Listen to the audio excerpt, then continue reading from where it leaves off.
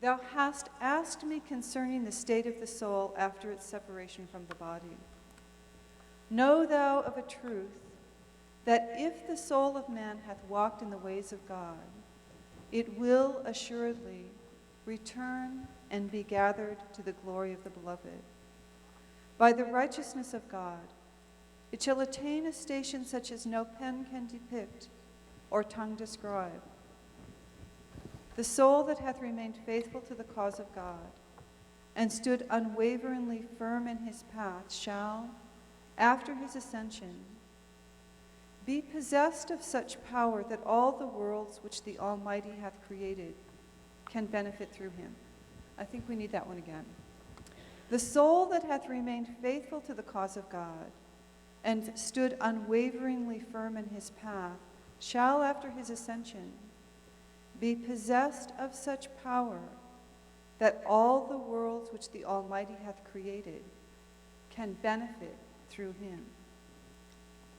Such a soul provideth at the bidding of the ideal king and divine educator the pure leaven that leaveneth the world of being, and furnisheth the power through which the arts and wonders of the world are made manifest. Consider how meal needeth leaven to be leavened with. These souls that are the symbols of detachment are the leaven of the world. Meditate on this and be of the thankful.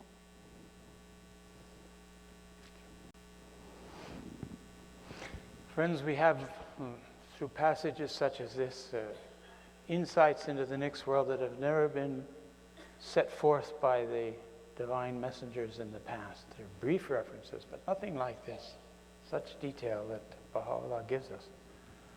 Still, he tells us that the faculty that we have as part of our nature to enjoy the next world is not awakened and active in this life. Occasionally people see a snippet of it, sometimes a momentary vision of someone who's passed.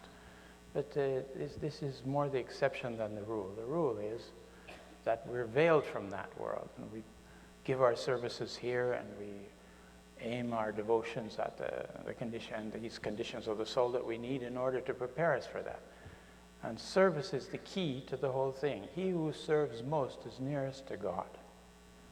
Now,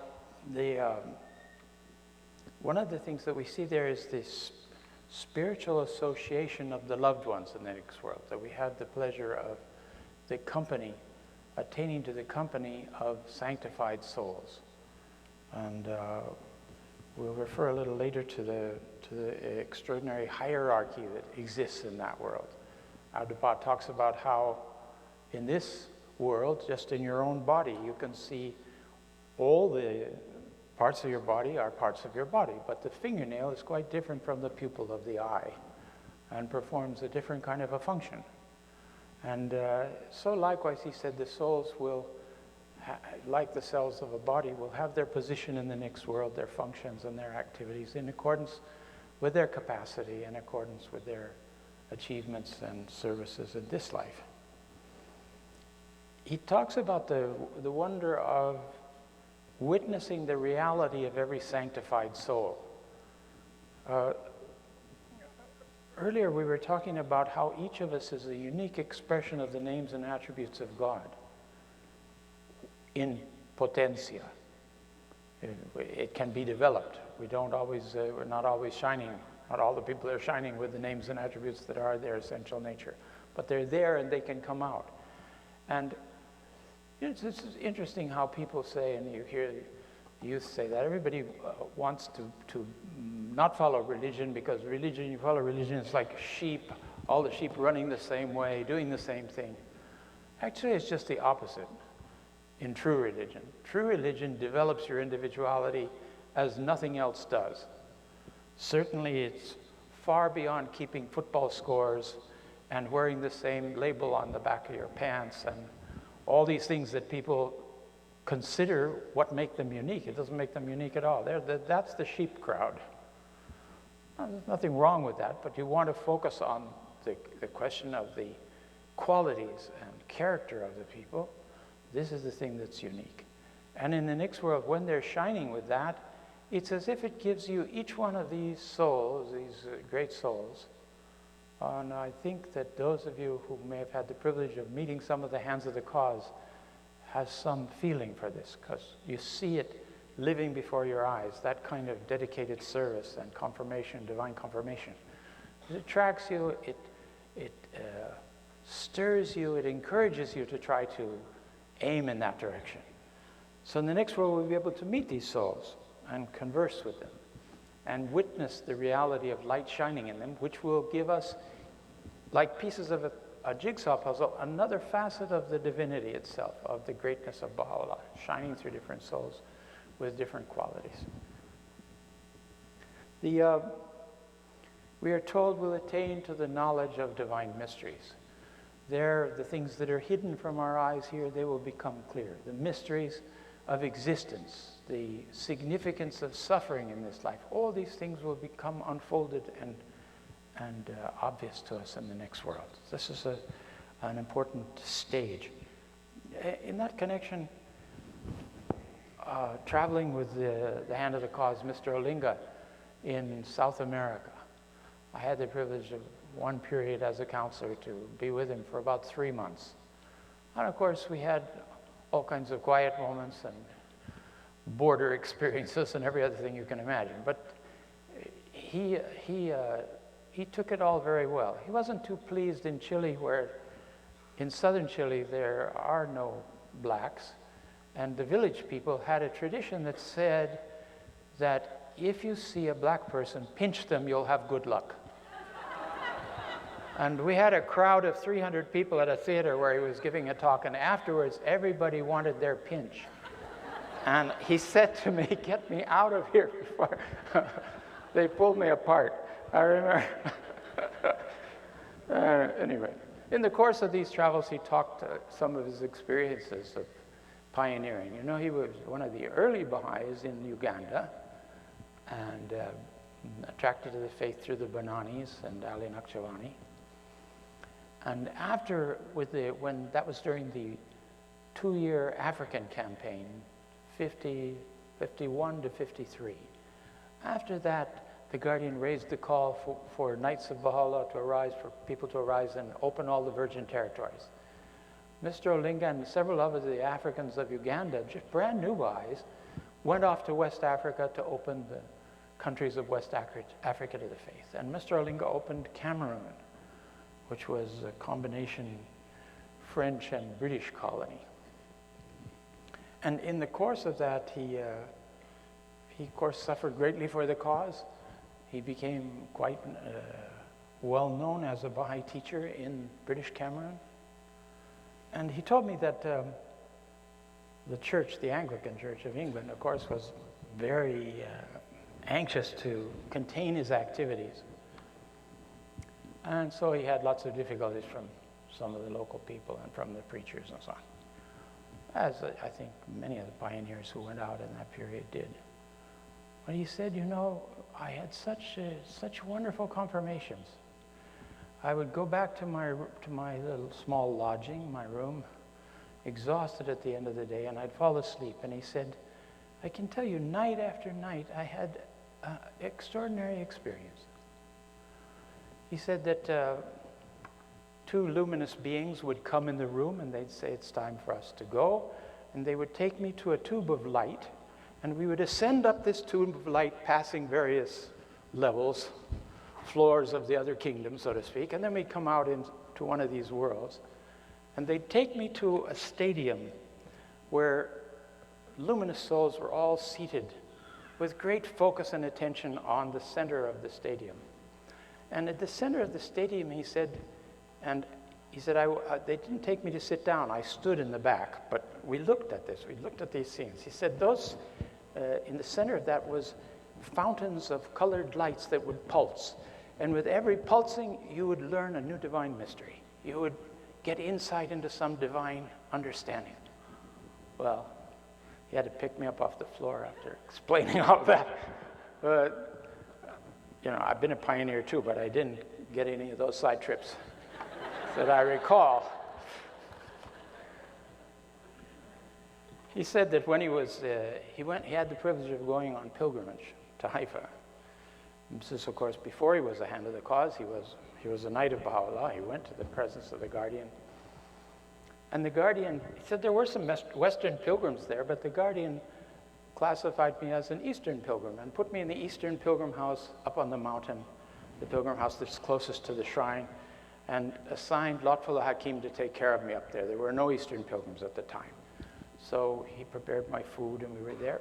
But the question is that the guardian for the Eastern pilgrims, for the men, he came up the mountain by car, and then he would meet the pilgrims at the front of the pilgrim house and walk with them in the gardens and take them personally to the shrines and speak to them about the cause. And he said Shoghi Effendi came day after day and took me there. And Ruhiya Khanum confirmed that to something quite out of the ordinary.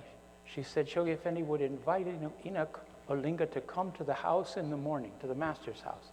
And he would sit there several hours and speak with him. And Mr. Olinga, he did this with modesty, he said, Shoghi Effendi taught me all things. I've never heard of a pilgrimage in the guardian's time with any equivalence to what happened to Enoch Olinga. The guardian, recreated him, so to speak, raised him up, and he must have seen that he had the potential to be the first and only African hand of the cause in Africa.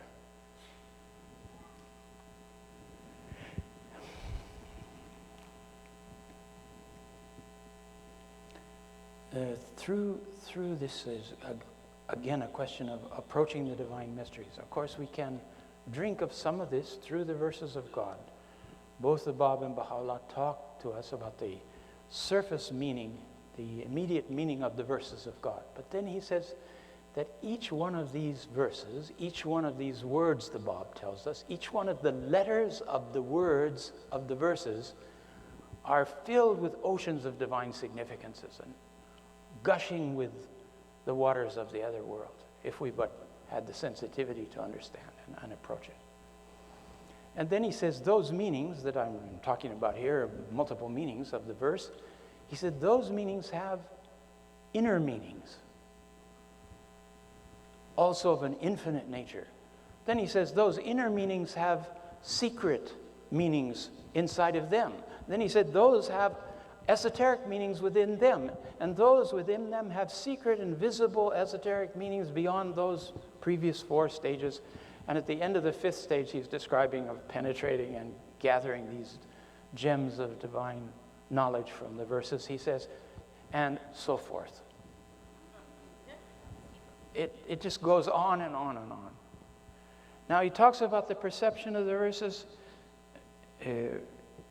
varying at the level of the individual soul's ascendancy. So you have, first they see with the eye of the outer body. They learn truths, they understand things from that. Then they have the eye of the spirit that opens, that gives them added insight. And I think this is closely related to the introduction of the spirit of faith that we were talking about. The breath of the Holy Spirit acting in the soul of the individual gives it perceptions that it would otherwise not have with just the outer eye. Then it has an inner eye. The eye of the spirit. Then he talks about the eye of the intellect, which is even higher, which is this ray of the divine mind that shines into the soul and gives it capacity to see things that it could never see otherwise. And of course, this capacity has been confirmed in the writings in various ways. And you'll see one of the references in some answered questions. He says that the righteous enjoy this ray, this beam of the divine universal mind that gives them added insight into the reading when they're reading the verses of God or when they're serving, when they're asking for inspiration. Then he talks about the fourth degree, the Bab talks about, which is that very intimate inner eye of the soul that opens finally and is the final stage. He says the only eye that is able to understand the mysteries of divine unity. And we see so many references to divine unity. What does that all refer to? Over and over it's mentioned. The mysteries of unity, the mysteries of oneness, which actually seem to be two different stages of inner reality rather than just a synonym of the other. And he said this inner eye,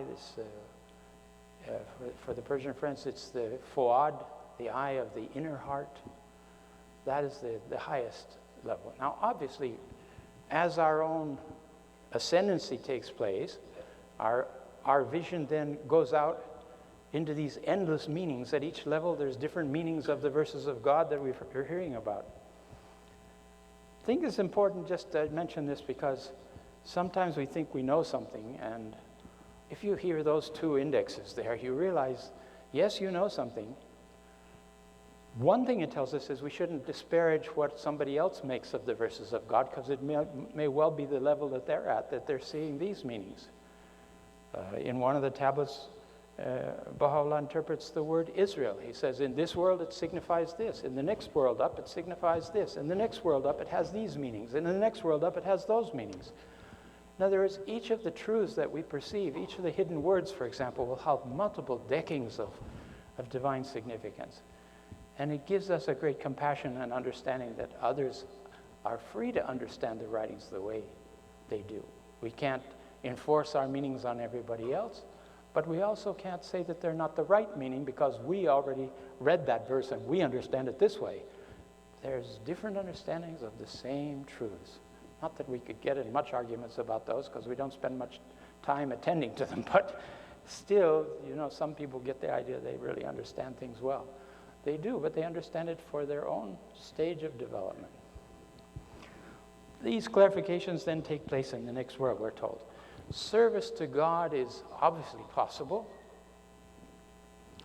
You'll remember the phrase from the Tablet of Ahmad about a service in both this world and the world to come. Shoghi Effendi doesn't amplify on that, but he says it means we will have opportunities for service in the next world. We don't progress by free will. It isn't that we don't have free will. We have free will and choice in the next world. We can choose to pray for our loved ones. We can attend to whatever we need to attend to. But we don't ascend in different degrees of spiritual perception by our own efforts, but only by the bounty and grace of God, who is attentive to us and watches us, and just as he does in this world, raises us to new levels of understanding. In one tablet, Abdul says something very interesting about that. And it seems to me it has application to the next world. The next world is a world of light. But the soul will situate itself in a position where it's comfortable, the kind of light that it's used to. If it goes higher, it's not comfortable because it's too much intensity. It's kind of like Abdul says that when God moves us from one stage to a new stage, we may at first believe that we've gone backwards.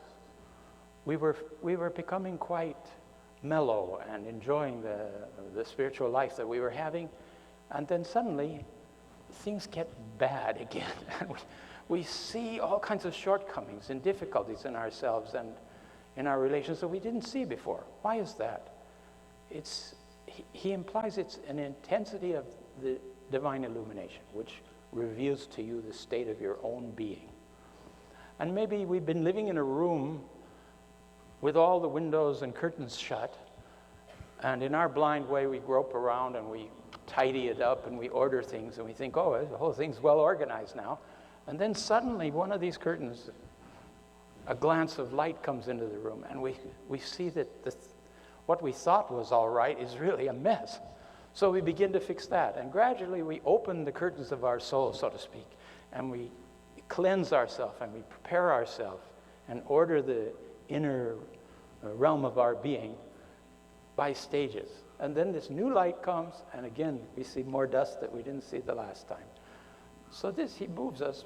As we get used to the next level, we do have a period of, I think, of rejoicing and gratification to God.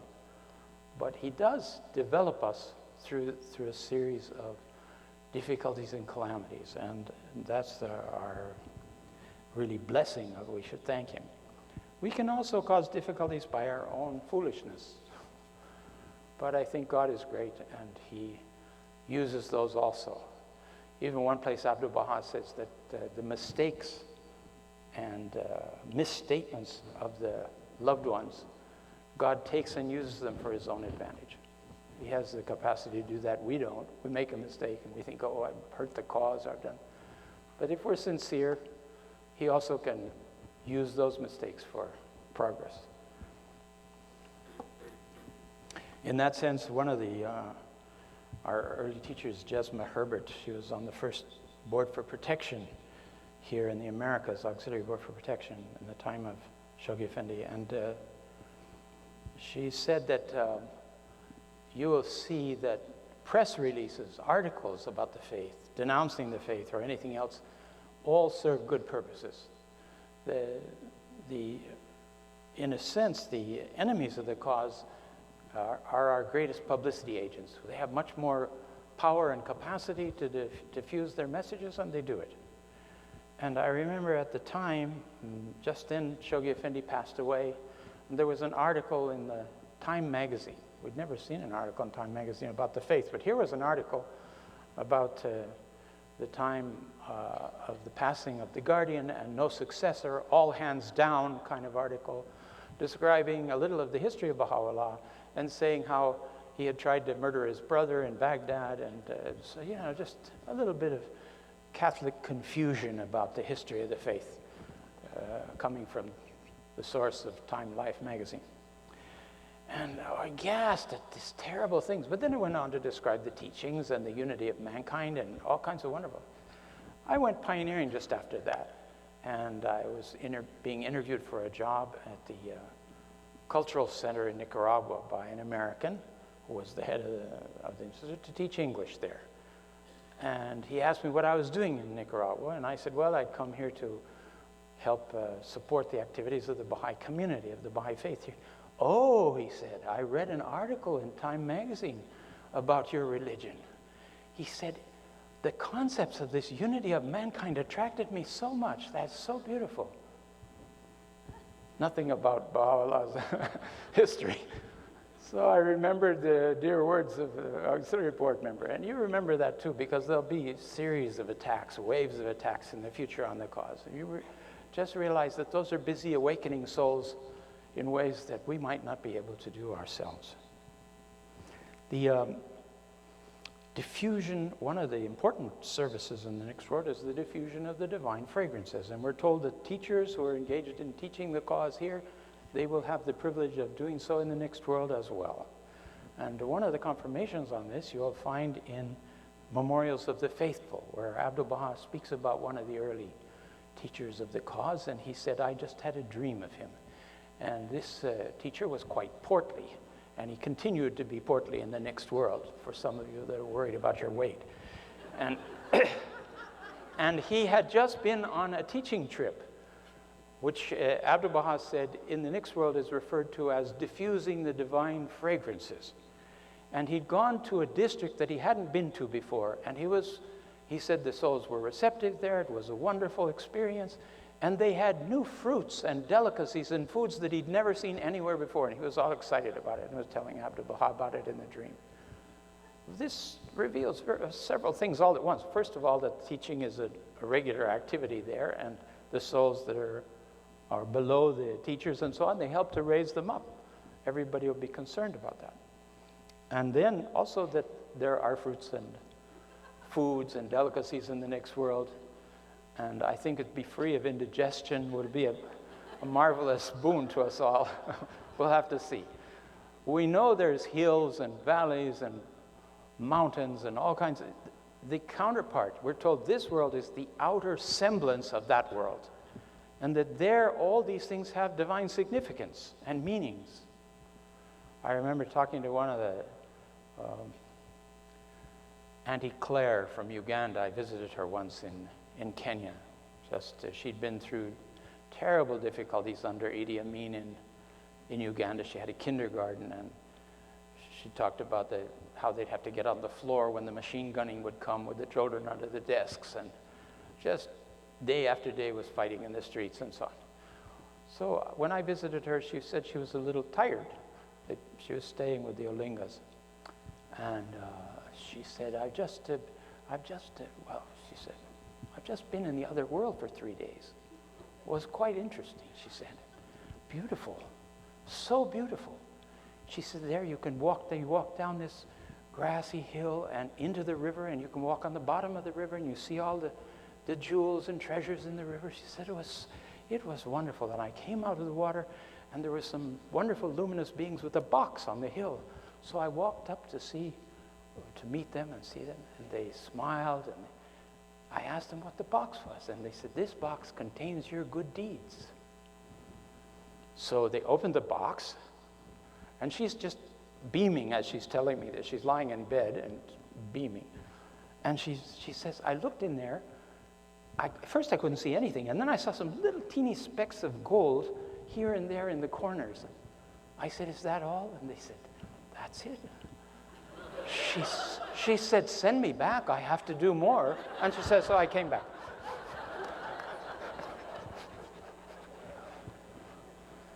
Dear Claire Gung, she was a marvelous soul. Okay, let's see. All mansions. Talks about mansions in the next world. We say, oh, these things are all symbolic and who knows what. There are mansions in the next world. And they are to be occupied by the servants of God and the chosen ones of God. One of our dear friends is Ruth Yancey, who became Ruth Pringle, who became a counselor of the cause. She is the only Baha'i I know that went pioneering before being accepted into the faith. She was close to the cause. She sent her letter to be taken in by the local assembly, but it was in the Chicago area, and they were all taken up with the Intercontinental Conference and the call of the Guardian to go out pioneering. And she got up on the platform. They let her go because she was so close to the faith. They let her go to the conference. So she offered to pioneer, and she was on a plane going to Puerto Rico, and she got her membership card after she got to Puerto Rico. Dear soul, African-American Baha'i, a nurse, a very capable woman. So for years she's been serving in Nicaragua and Honduras and Panama and so on. She married there. Now she was named a counselor, and she served on the boards of counselors for several decades. An auxiliary board member was with her. They were traveling in Panama, and she said that this particular morning, Ruth came downstairs, and she said, I had a wonderful dream. And the board member asked her what it was. She said, I was in the other world, and we were walking on this glorious golden street, and there were these mansions on both sides, huge, cool, glorious homes all along the way. She said, and he said, these are occupied by the great servants of God and the teachers of the faith. Oh, she said, I dared to ask him, is there going to be one for me when I go to the next world? And he beamed and smiled, she said, and he said, look at the end of the street. And there were the biggest one of all at the end of the street, this glorious palace. He said, that is reserved for you. 2 weeks later, she passed away. It's hard for us to understand what these things mean because we think of them in terms of time and space. But the reality of it, that we do retain our individuality. We're not like a drop that falls back into this sea of spirit and that's the end of it. Our consciousness is always alive with us, continues through all the realms of God. That detached souls are the leavens of arts and sciences. We heard that mentioned in the passage that Holly read for us this morning. This is another wonderful service. We hear that also, I was mentioning before, some of the souls serve as angels recording the actions of the people in this world. Others diffuse these inspirations. One of the interesting confirmations of this in history, it'd be good if somebody wrote about it one time, is that major inventions are claimed by different countries all at the same time. We made the first airplane. The Russians say they made the first airplane. Somebody in Eastern Europe says they made the first airplane. It's because when the moment has arrived for the inspiration, it seems to diffuse generally. So great scientific discoveries oftentimes are coming alive all over the world at the same time. It's an interesting thing to think about. We like to claim all these inventions for ourselves, but it's not always the case. We know we're called that the souls in the next world are called upon to pray for us, and we also are asked to pray for them. So prayer is another activity of that. The mediation of the Holy Spirit is there.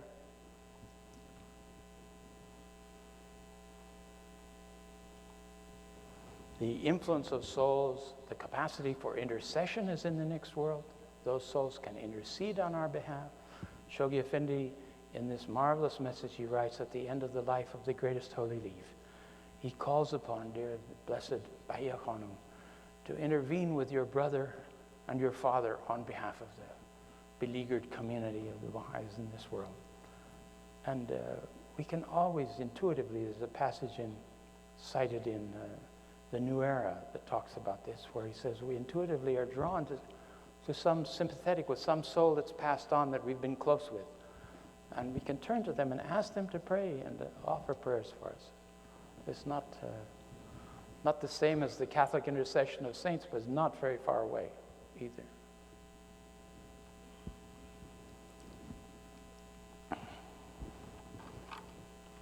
I mentioned earlier, I wanted to quote this. Know thou that sex, male or female, relates to the exigencies of the physical world and has no relation with the spirit. So these are accidents of this world. Just as you're born this part of the world or another part of the world, you're born female, you're born male. It's interesting to realize this in the hierarchy of services of the faith. You know, somebody asked about women not being on the House of Justice. It's not because of any spiritual incapacity, because the spirit is the same in male and female. But it has to do with the exigencies of this world somehow. We don't know what it is yet. But it's interesting to know. And we see the House of Justice has extolled the hands of the cause as having a higher rank, and Shoghi Effendi mentioned this too, than the members of the House of Justice. And amongst them were a number of women and their outstanding services. So this is another argument, at least for ourselves. Maybe the other people say, oh yeah, but there are no hands of the cause now about the House of Justice. But we should understand from a spiritual point of view that women and men have equal opportunities for service in everything except administrative functions in the House of Justice itself.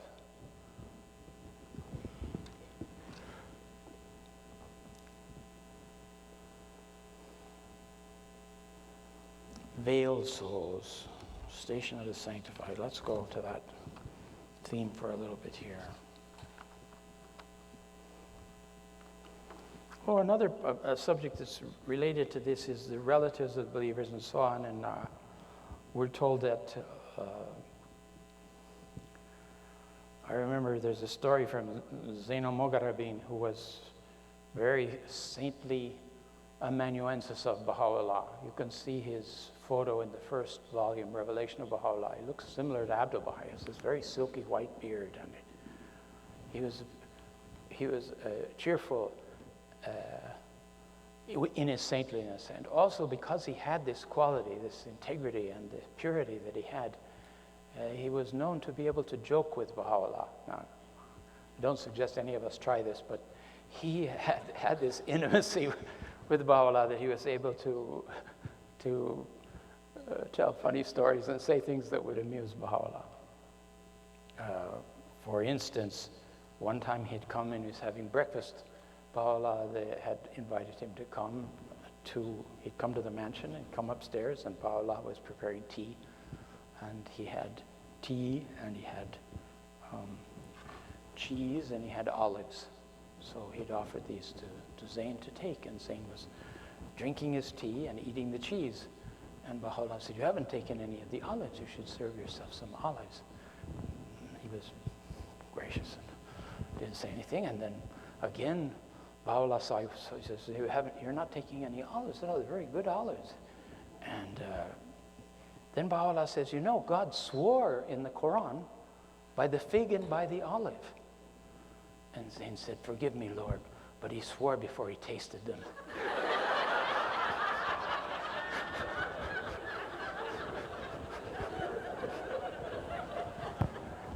Another morning he went and he was having breakfast with Baha'u'lláh, and it seems Zain was not in a very good frame of mind, and Baha'u'lláh perceived that right away, and he began speaking to him. He said, you know, the station of our wives is very great, very important.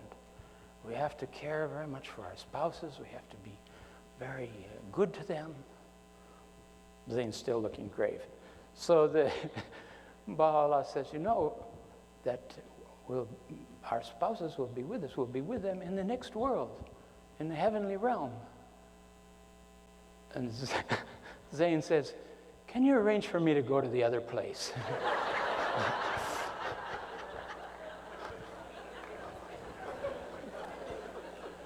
Now, there's something about saints that usually they have very interesting spouses. This goes both ways. Something that helps develop their saintliness, you know? So evidently, Zayn had a wife that was good for that service. Anyhow, the integrity of this man was such that Baha'u'lláh wrote a tablet. He said, any verses of my verses that are in the hand of Zayn are authentic and confirmed without seal or signature. Can you imagine the integrity, the trust that he had in him? So anyway, about soulmates, we heard there were teachings. The early American Baha'i community had some ideas about soulmates, and they had asked, the question had arisen, you know, I married this guy, or I married this woman, and later I found my soulmate. Now what do I do now? You know, there was a man that wrote Shoghi Effendi. He said, you know, for years I'd looked for a true love, and I had never found one, but I finally married a wonderful woman, and I'm settled down with her. But now I met the true one that I want to marry. What shall I do? And he said, Shoghi Effendi answered, you should stay with the first one. You know, I don't know, it was such a strange question to ask the guardian. I suppose he thought he was going to let him be a bigamist. The East had some hints of that in the past, you know. So this is a letter from the guardian. He says, there is no teaching in the Baha'i faith that soulmates exist. What is meant is that marriage should lead to a profound friendship of spirit, which will endure in the next world, where there is no sex and no giving and taking in marriage. Just the way we should establish with our parents, our children, our brothers and sisters and friends, deep spiritual bonds, which will be everlasting and not merely physical bonds of human relationships. So you can see in the next world we're going to have a web of connections with those who we're spiritually attracted and connected to, quite irrespective of the question of marriage and the relationships of marriage in this world.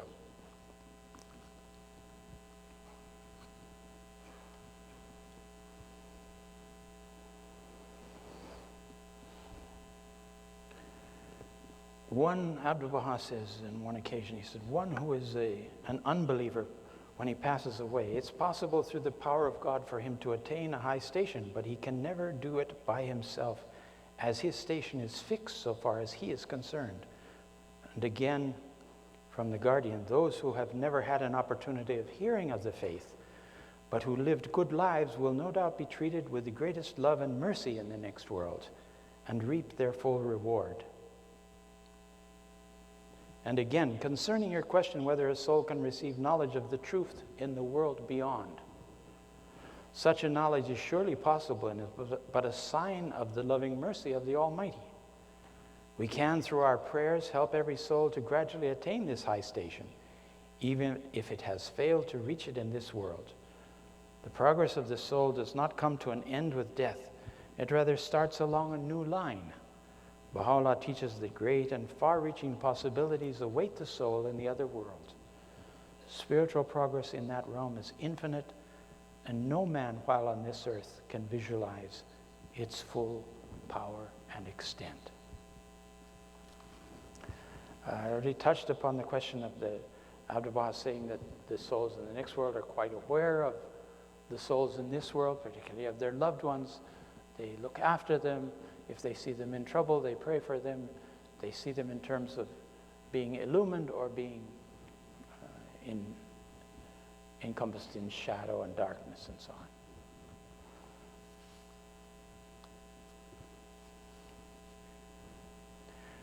on. The question of hierarchy in the next world, we know we hear references to the supreme concourse, and there are some verses that support the idea of the concourse. From Abdu'l-Baha, he says, such men as Mirza Abul Fazl already belong in the divine concourse. All his interests are centered on the spiritual horizon rather than on this transitory phantasmagoria. There's a new name for this world. All his efforts are turned toward the heavenly kingdom. He has no other thought. Such souls are aided by heavenly confirmations. And as he has stated, he's still alive, and he says he already belongs in the Supreme Concourse. He's already part of the Supreme Concourse.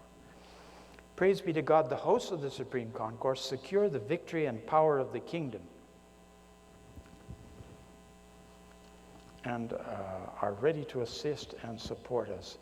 And then another from the Guardian, he talks about the face through whose brightness the concourse on high hath been illumined, referring to the manifestation. The holy realities of the concourse on high, writes Abdu'l-Baha, yearn in this day in the most exalted paradise to return unto this world, so that they may be aided to render some service to the threshold of the Abha beauty and arise to demonstrate their servitude to his sacred threshold. It also talks about the death of one of the friends.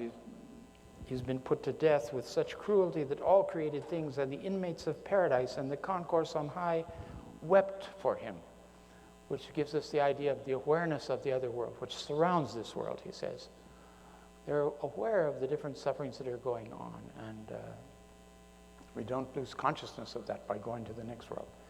We don't lose anything by going to the next world except this wretched physical being that gnaws at us and tests us all the time.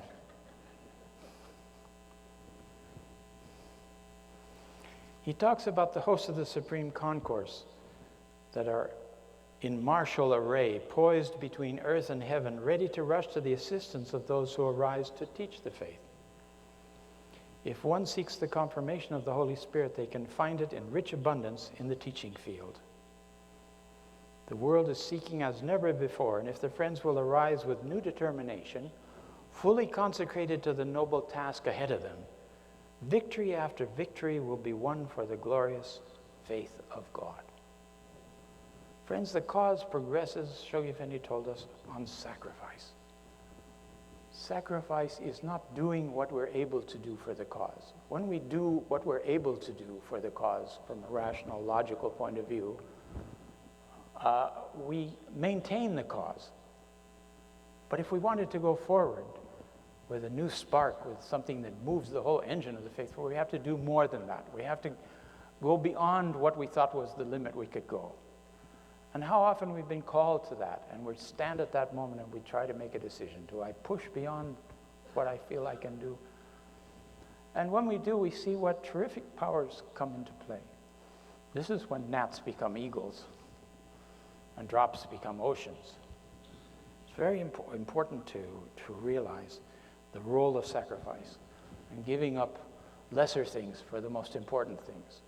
And part of that, of course, is the sacrifice of our own time, the time we take away from other things, perhaps for study of the cause, as well as the teaching of the faith, so that the quality and effectiveness of our teaching is always enhanced, is always increasing. The hand of the cause, Mr. Qazi told us that when he was called to go on pilgrimage, he and Mr. Khadim, neither of them hands of the cause at the moment, they were called as the first two pilgrims from Iran. After a long period, nearly 10 years, there were no pilgrims coming from Iran or from anywhere else to the Holy Land. Then the door of pilgrimage opened in the early 50s, and these two Persian gentlemen were the first that came from Iran. Well, they had gone and talked to Mr. Furatan and other friends who had been there in the 30s and knew the Guardian and so on. Mr. Qazi was worried. He says, I was a veterinarian, I was a bit of a rough kind of country type of man. He said, you know, all kinds of thoughts came into my head anytime. I didn't have a control of what I was thinking. And people said that the Guardian read your thoughts. And he said, I was really worried about going there and what would happen. So they said, no, you trust in God and you go. And Shoghi Effendi's so loving. Oh, don't worry about it. So he came on pilgrimage. He told us he came on pilgrimage. And the first day that the guardian came up to the pilgrim house, he walked with Mr. Khadim and Mr. Qazi. They went to the shrine of the Bab. Now, Mr. Khadim's story of that day is quite interesting and it focuses on other things than Mr. Qazi. But Mr. Qazi said, we went, and finally Shoghi Effendi took us to the shrine of the Bab, and we went in together, and Shoghi Effendi went forward to the tablet of visitation, and he chanted the tablet of visitation. Now imagine the sign of God, you're going in the shrine, and the sign of God is chanting the tablet of visitation. Talk about how to get a connection. So there they are, and Shoghi Effendi then, with all humility, prostrated himself at the threshold. And then out of reverence to the shrine, he stood and he backed up and he started back. He said, we were standing both of us in the back, but on each side. So Shoghi Effendi was coming between us. So we looked at each other in horror. What do we do? Do we face the threshold or do we face the sign of God? And so he said, we didn't know what to do. We kind of looked at each other, and Mr. Qazi was a portly man, a big man. He said, we halved it, half to the threshold and half to the guardian.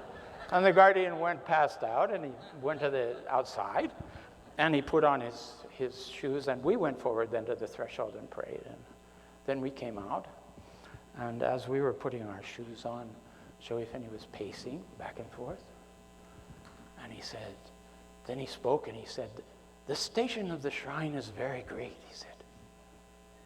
He said, the friends don't understand the station of the shrine. He said, we knew which friends he was talking about. That was clear. Then he started extolling the shrine, the greatness of the shrine.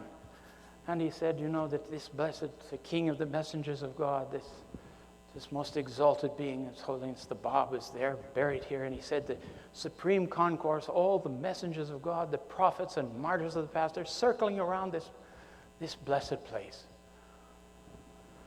Mr. Qazi heard that, and the first thing that came in his mind, he said, my goodness, he said, what's left for Bahá'u'lláh if everybody's here with the Bab? Shoghi Effendi was walking in front. He said, I was walking behind. And Shoghi Effendi stopped.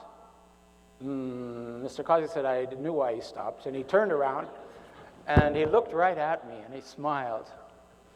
And he said, and then he said, the Bab and all those that circle around him circle around Baji. So these are spatial problems that are not so important in the next world as they are to us.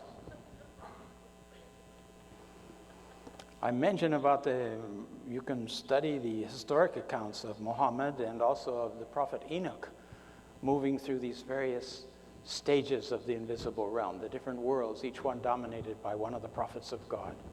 And Muhammad then finally reaches the supreme apex, the very top, and he beholds there the tree beyond which there is no passing, this Sadrat al-Muntaha.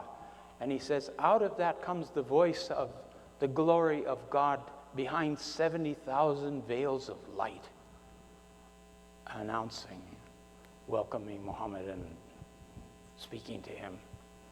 So this is the highest heaven. It's the station of the supreme manifestation that we know with Baha'u'llah's coming. Very transcendent, beyond anything we can imagine, obviously. How are we doing here? Let's see. Did I leave anything out that I can include?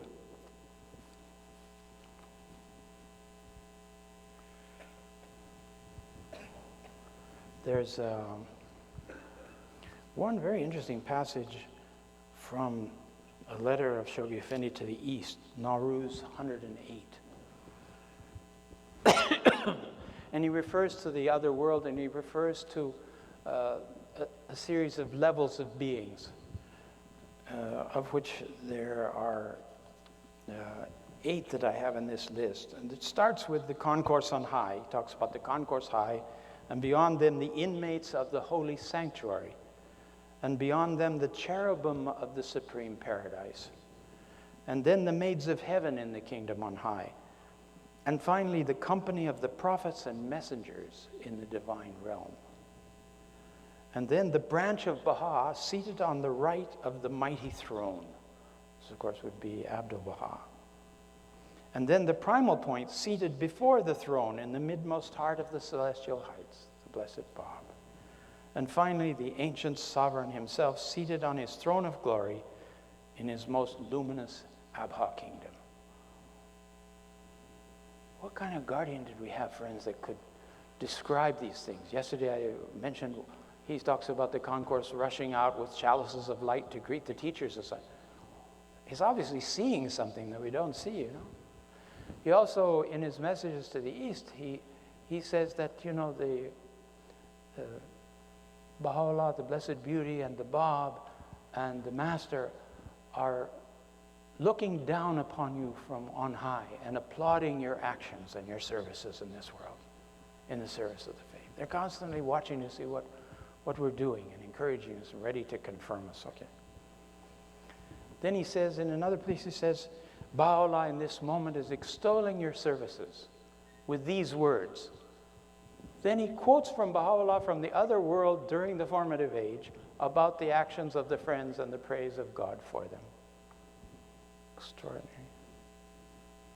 I think we have a lot to learn about the guardian in the future as we think about that. And I must say the House of Justice has begun a survey of the guardian's writings in Persian to create a volume translated to English of some of the major portions. Of course, they're parallel to the things we have in the West, but between the two, you get an even more extensive, exalted vision of what he's talking about.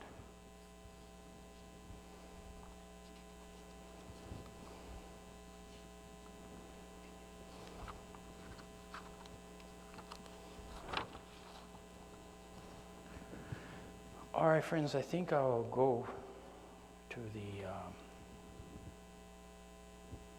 the question, some of your questions that you asked yesterday. We'll go on with this subject of immortality in the next session.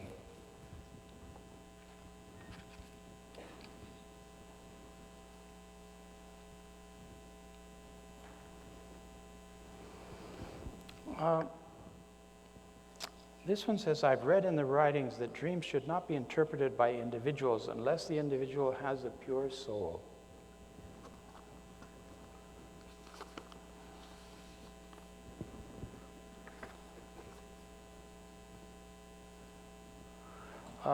Do you have any thoughts on this?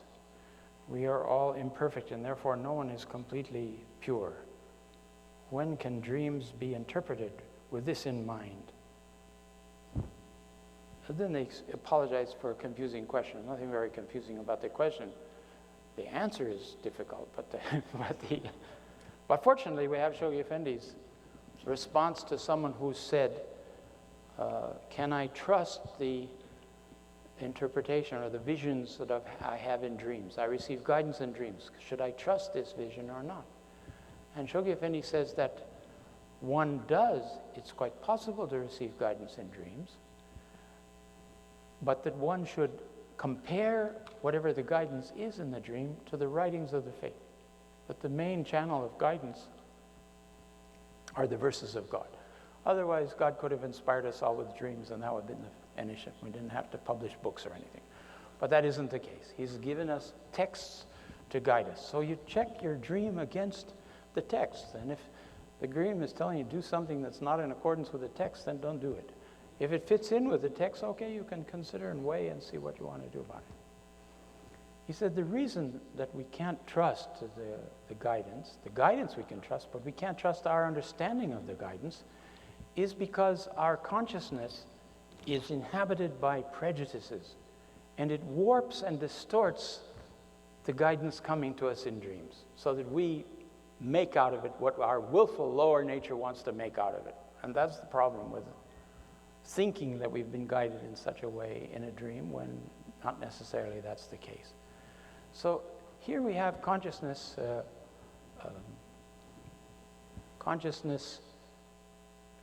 not in its pure state. Now they're asking who's pure enough to completely interpret the dreams. Yesterday, we talked about symbolic dreams. There's some symbolic dreams. Those things you can check with people what they think, what do they understand by the dream. They're not clear. They're in the form of symbolic events. That's one kind of dream. But the dream where you actually guidance, like you should pioneer with your sister's husband to Africa. It's a little bit of a combination of the wrong kind of. I'd really like to run away with him, but I don't think this is a good idea. So you can see from the writings this doesn't fit in. The pioneer part may be just fine. So you have to figure out what you're making out of the guidance that you're getting.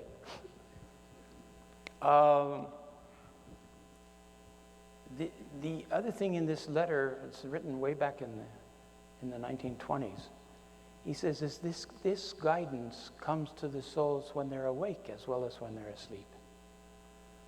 But for the most part, we're so far away from that emanation of divine power that's the center of our being, that's the presence of God in our existence, that we don't feel it. Now, there's some souls who are able then to detach themselves sufficiently from the world that more and more they receive this inner light of inspiration and guidance.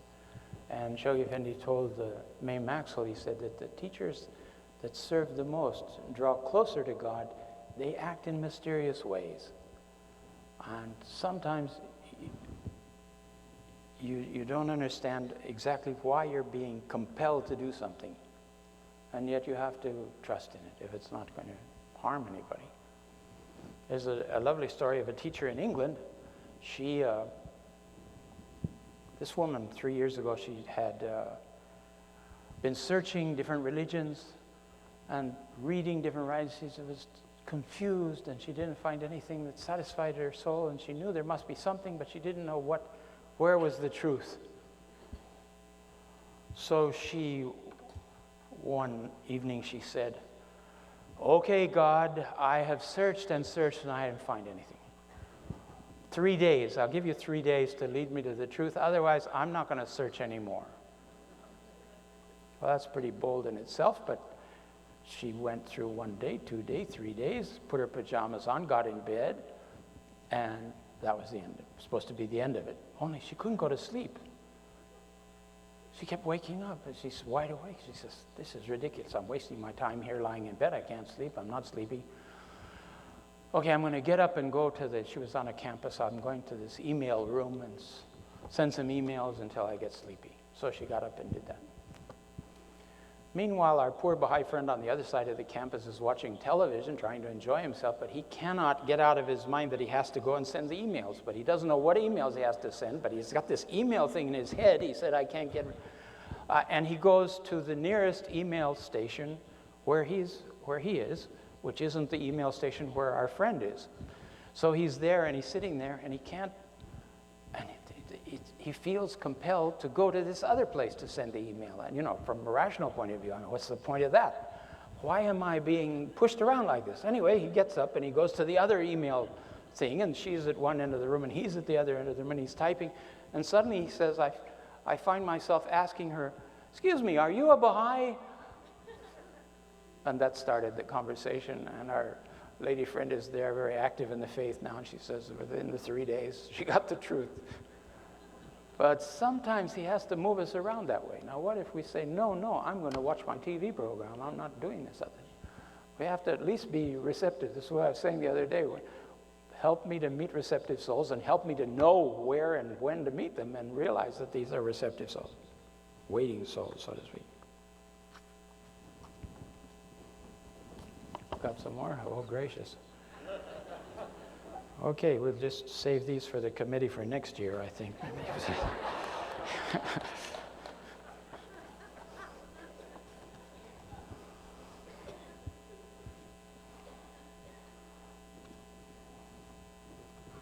Hold on just a second here.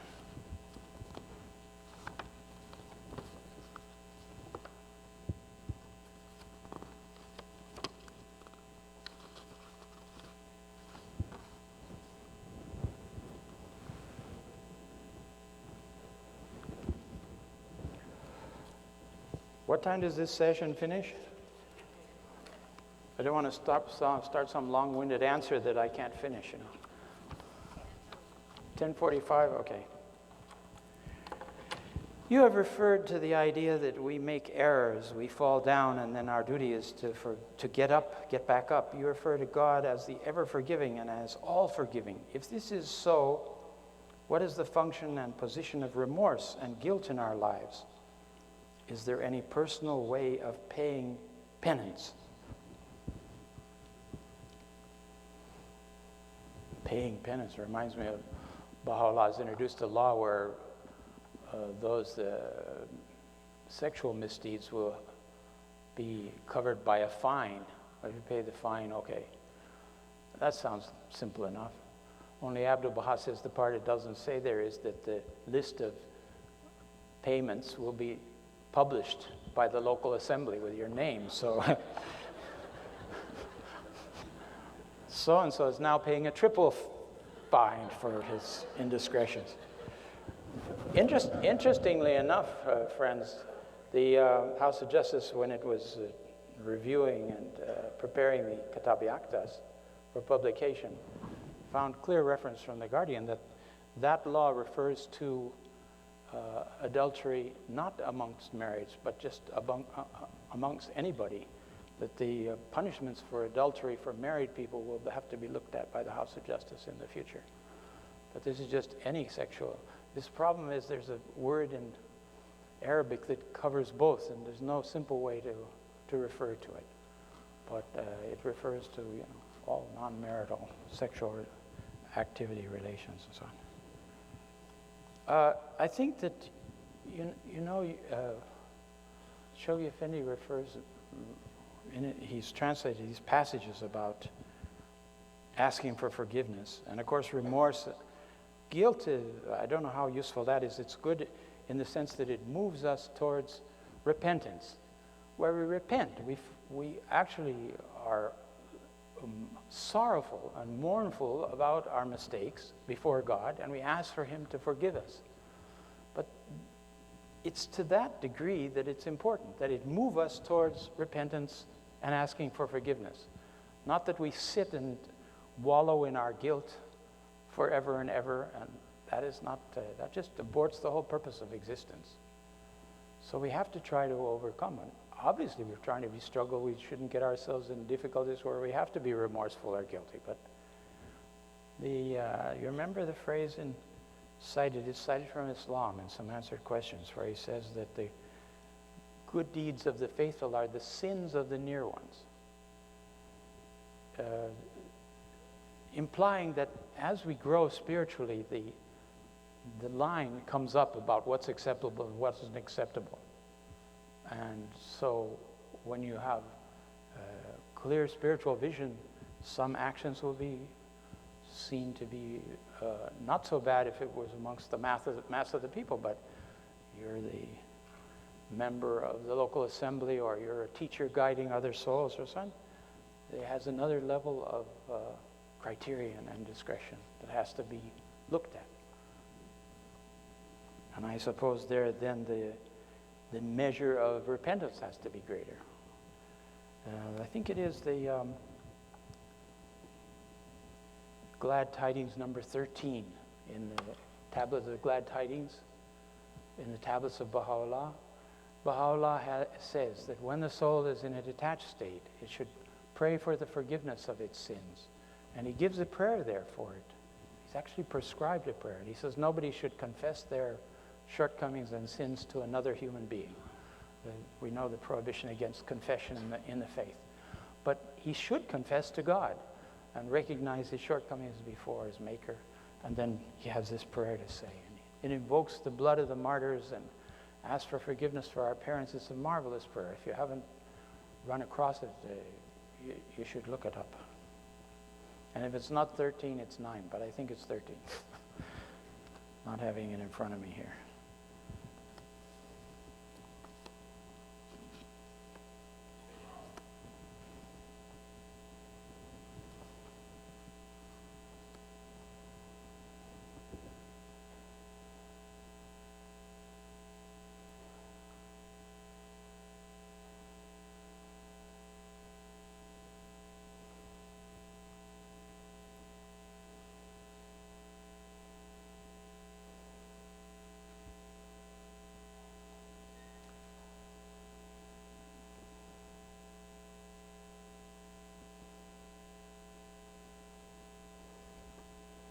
This question is about deja vu. He says, I experience deja vu every so often. It's a distinct episode, and I know exactly what's about to happen, what's about to be said, and so on. I feel as if it's repeating something from the past, and so on.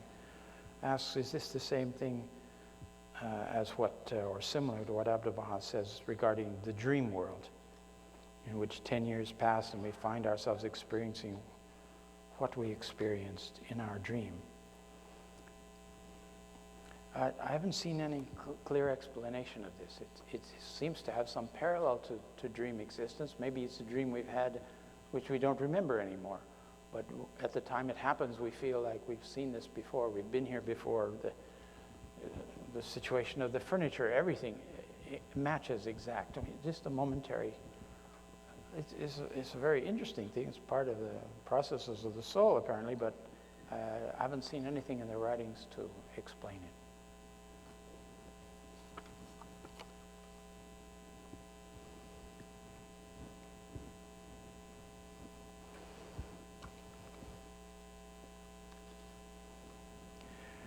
Acceptance of Baha'u'lláh is the foremost duty. Will there come a time when Baha'is will tell non-Baha'is that they will not go to the kingdom if they don't believe? What will be the non-believer's station and place in the afterlife? Well, there's such a thing as wisdom in teaching. But on the other hand, you should know what the teachings are. Not everything a man knows is it timely to say. But there's a passage here in what I was preparing. Abdu'l-Baha says, no one who doesn't accept Baha'u'lláh will go to the Abha kingdom. The Abha kingdom is only for believers in Baha'u'lláh. And yet the other world has many stages and processes of developing souls, but there's a terrific advantage in having recognized the manifestation of God in His day as an honor. It's accompanied by eternal sovereignty. You don't want to abort it or walk away from it. It's a very, very precious gift that God has given you, and none of us know why we've been selected to be receptive to the faith and others aren't. We don't understand how that works. But this grows as a groundswell in the world that more and more souls will come to understand it. And once it's the accepted norm, and once just the way most people are now Christians, most people will become Baha'is, the distinction will be lessened. But still important, I mean, to realize that a messenger of God has come from God. He has addressed our souls. He has addressed us with a whole plan for peace on the planet, for world order, for divine civilization. We just beginning to explore the implications of that and the service to mankind that we can offer, and the offering of the message is important. But what people do about it, that rests with them. So I don't suggest you tell them you'll never get to the kingdom without my message, but if you should realize the importance of preparing yourself and presenting the message in such a way that you don't confuse the person who's getting it from you, or your own personality doesn't become an obstacle to them. Again, we've talked, the non-believer has an opportunity. Even those who have refused, they can be assisted through prayers and the deeds done on their behalf in this world. We'll read some quotations about that a little later. Can someone accept Baha'u'lláh in the next world? Absolutely. We saw some of these quotations that when you enter the next world, you have an opportunity. Shoghi Effendi says, for the soul has an opportunity who hasn't heard to recognize it, and if they've lived according to the teachings of a previous manifestation of God, tried to follow Christian law or Jewish law or Muslim law, they will be in a position to observe the light. Now, whether they recognize the light or they don't recognize the light, that's like the problem of this world. But it's more obvious there. But we don't know enough about it to know just how that works, but opportunity is there for sure. That's part of the mercy of God and the justice of God. Someone asked about the fifth mode of revelation. We talked about 4, 5. The fifth is all of the 4 previous modes, but this time in the Persian language rather than in Arabic.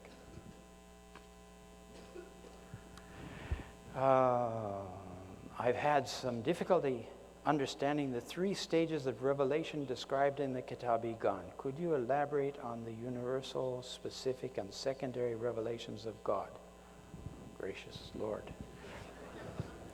I think if you look at the book and you meditate, you're going to come up with the answer. But the universal revelation of God, as I understand it, this tajalli am, it's universal in the sense it's always present. It's the bounty of God that sustains existence.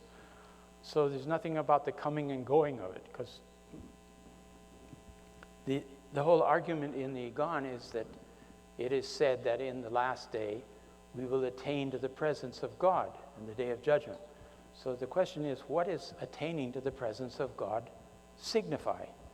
If it means attaining to this universal revelation of God, we've already all had it. It surrounds us, insensitive as we may be to its presence and its influence. It's the sustaining force of our existence. The second stage of revelation, what Baha'u'lláh refers to as the specific revelation of God, is something that was postulated by the Sufis to take place within the self of God itself. That is, the love that God has for his own being. And he says, obviously from that description, that's not something where we're going to enter in and attain the presence of God in the level of divinity itself.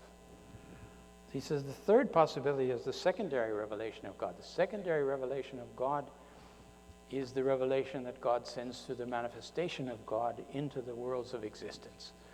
And that's where we have access to God. And he says the meaning of attaining to the presence of God is attaining to the manifestation of God in his day and his teachings and embracing those. So it's kind of a brief summary, but that if you look back at it, I think you'll see how that works.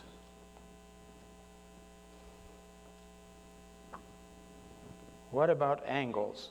Angels. It says angles, but I think they mean angels. Yesterday we talked about different grades of angels in the realms of existence. And maybe after this was written, we referred to that. I hope that it a bit covers it. There's those that are surrounding, the seat of truth in thy presence. One of the prayers asks that we have a seat of truth in the presence of God, which would be being a part of the court of Baha'u'lláh, the intimate court of Baha'u'lláh. Then those who circle around his palace and his station. And there's all these different degrees of closeness and proximity in the next world. And the angels, some of the angels are assigned just to praise God. Their whole existence, they're consumed with the witnessing of God and the praising of God. And that is the light appearing in the manifestation of God in the worlds to come, because we're told that we don't attaining to God in the next world is not attaining to the essence of God, because obviously that's beyond even the capacity of the manifestations. But attaining to the presence of the manifestation of God in the next world is the equivalent of seeing the face of God and approaching him.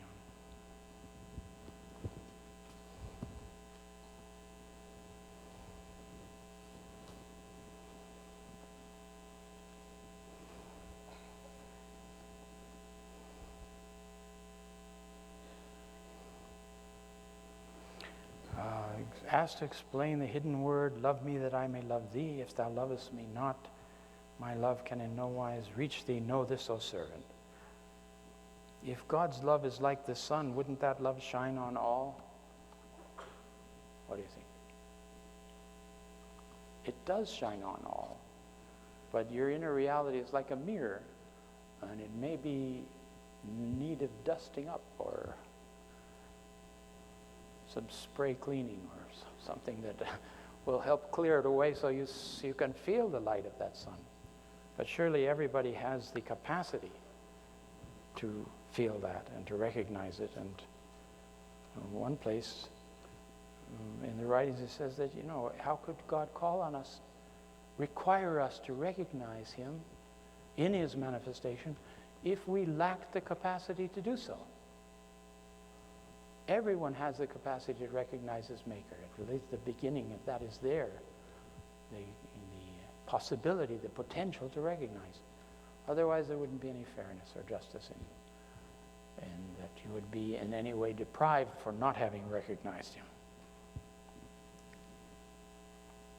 Someone asked about the significance of the word say in the writings. Well, this is the say with a colon after it. It's there in many different instances. There's a few letters that explain this in the writings. Sometimes it's God or the inner being of the manifestation saying to the outer being of the manifestation, say this. And then you see it's like the words of God that the manifestation is to repeat or reveal into the world. Sometimes the outer station of the manifestation, the director of the community, so to speak, says that as you should arise and you should go forth and say. And then he gives the message that the Baha'is should be delivering to the public or to the other souls. So it has different significance. But it's always coming down and not going up. He prescribes prayers for us to say, okay, in that sense I suppose it goes up again, but it's been given to us then to repeat these affirmations.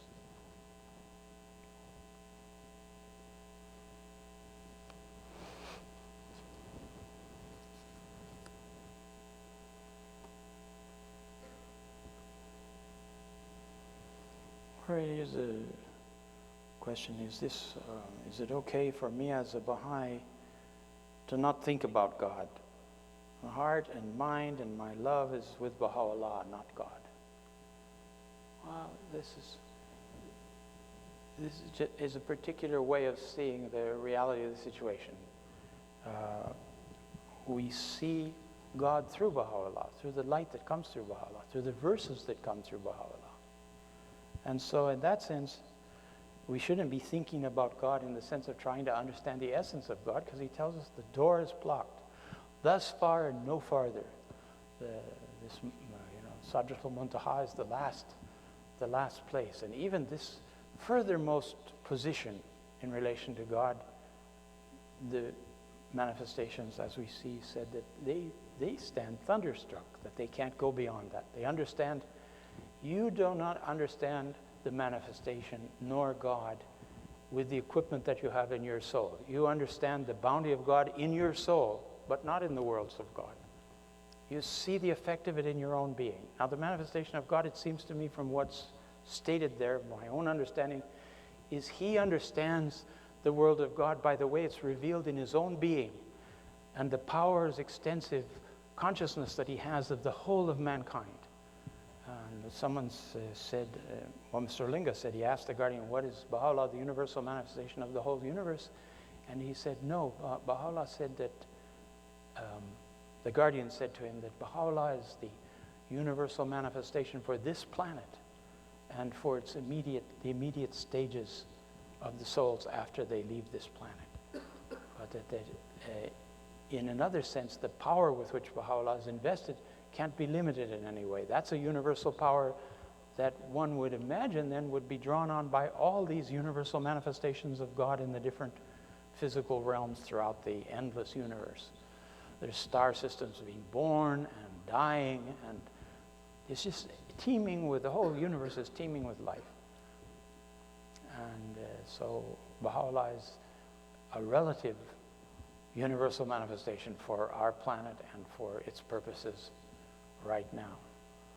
And Shoghi Effendi, almost in a jocular manner at the table, had said, and then in the future there will be universal manifestations for the solar system.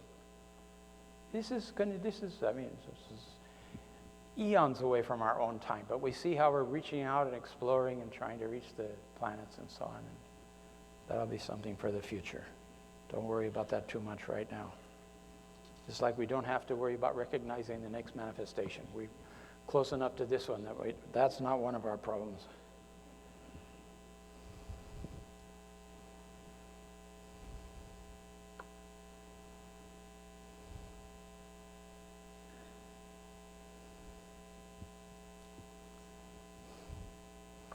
Well, this is really, at this point, it's not a question for me, but let me repeat it because some of you may have it, and then you can ask the proper institutions. Regarding creating obstacles, The Ruhi Book 1, either section 1 or 2, immediately addresses Baha'i laws, that the Baha'i should not drink, for example.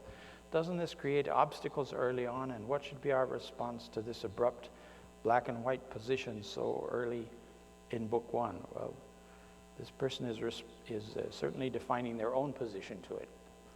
They find it abrupt and black and white position. But others may find it different, may find it a way of introducing the laws in a consultative way. We're talking about it, and I think the tutor should be able to reason people through that. Otherwise, you can write to the centers of the faith and give your views. How can spiritual assemblies move from old patterns of consulting, agenda something, utilizing resources, selling and utilizing resources to a new culture of function within a culture of growth? How can we break away from the old patterns? How can the unity of vision be achieved when members have difficulty of understanding of the plan? Old culture and new culture. Please share some practical, logistical strategies. Wow. I think this is a process, and we're all moving through it, and I think we need to pray, we need to read the messages of the House of Justice, derive whatever guidance we can. It's certainly aware of those kinds of obstacles that are mentioned here, and how to move the Baha'is beyond them. Plumb the resources that are at hand, and those are the verses and instructions of the House of Justice, basically. I don't think I can go beyond that. I don't have any special strategy, except be open and be young, no matter how old you are. Prophecies concerning the evolution of the state of Israel and its eventual acceptance and recognition of the King of Glory. Could you help clarify what we know is to happen? Well, I wish I could. Our son is living in Israel, and I would like to have a clear vision of what's happening, but we don't know for sure. We know that we know one thing, that the whole reason for the creation of the state of Israel is a protective shell around the pearl of the kingdom that's sitting there in Haifa. There's no way that that could exist in an Arab country. And Israel has been called, the chosen people called to come there to protect and preserve this land. And in that sense, they're acting in God's name and are fortified by his confirmations. They've been through a couple of very difficult wars. If you count the numbers against them, you can't imagine how Israel could have won those wars. Impossible. But if you think that God is on their side, for some reasons that are not clear to mankind, then it makes a big difference. It isn't that we're not well-wishers of the neighbors, but this heart of the kingdom has to be preserved. In the future, they'll understand. You can't, now they don't understand. No point to tell them, and this is something for us to understand. But in the future, they will come to see the glory of the fact that they were the guardians, if you will, of the world center. The future world metropolis in Haifa. More than that, we don't know. We know the prophecies, ancient prophecies, the Bible and things that talk about the expansion of the state of Israel. The Old Testament is definitely Zionist-oriented. Pioneering. Is there some kind of importance today attached to pioneering as it was in the past? Please elaborate. I think there was a letter from the National Assembly here calling for an additional several hundred pioneers to arise and go out before the end of this plan. They had pledged, the National Assembly had offered and pledged to send out so many pioneers and so many travel teachers during this plan, and the House of Justice is expecting that they will respond to that. And now, there's something interesting about pioneering now, is that every place in the world we've got the same pattern of culture. So if you know the books and you know the study circles and you know what devotional meetings are, of course there's a diversity of expression of them in different places. But as you go to different lands, you can pretty well understand what's the pattern of Baha'i life there, community life. And that's a help. Before we went and you found a completely different kind of community you didn't know that was based on the ideas of the first pioneers that went there. I remember going to Nicaragua in 1958, and I met the first believer in the country. And she said, I'm a Bobby, I'm not a Baha'i. I'm becoming a Baha'i, but I'm really a Bobby. Not very helpful, but was going along the way here. Could you speak a bit about how Baha'i scholarly activity can be a force that is complementary and not contrary or apart from the 5-year plan? Yes, I think the National Assembly here has allowed for the Airfon colloquiums, and the Canadian North American Association of Baha'i Studies has a venue for presenting more scholarly-like papers and studies on the writings. Certainly we're all encouraged to study. Baha'i scholarship is not limited to academics or to scholars. Shoghi Effendi, in his definition of it, says that all Baha'is must, to the extent that they can, become Baha'i scholars. That we need to concentrate on the teachings. We need to read them. We need to think about them. The more we know, the better it is for us, and the better position we are to be able to teach the cause. So we're motivated in our study for teachings, but also the basic knowledge. The knowledge of God increases in us, then he said the love of God will increase in us. That there is successive. Love, the more we know, the more we love.